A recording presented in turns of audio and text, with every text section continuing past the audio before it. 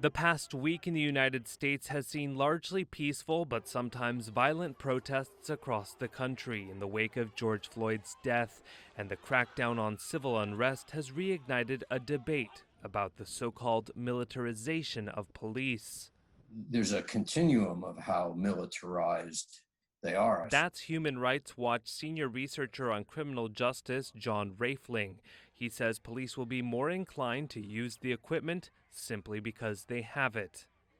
Yes, they come in with military equipment, and that has a menacing look to it that is inappropriate for dealing with or for addressing First Amendment expression in this country. But I mean, it's important to be clear to understand that the policing is a militarized response to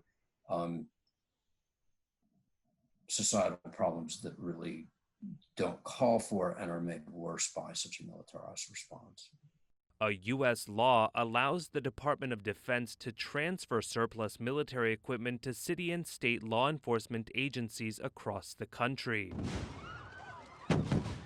Protesters have decried law enforcement officers' use of military equipment in the streets. Right now, we're in the middle of trying to keep our cities from burning. Houston Police Chief Art Acevedo says it's his officers' duty to protect and defend the First Amendment until law and order needs to be restored when tensions rise. There are some people that they get in the middle of very peaceful protesters, and they start hurling bricks and rocks, and we've even had some gas here that has been discharged against the police, not by the police.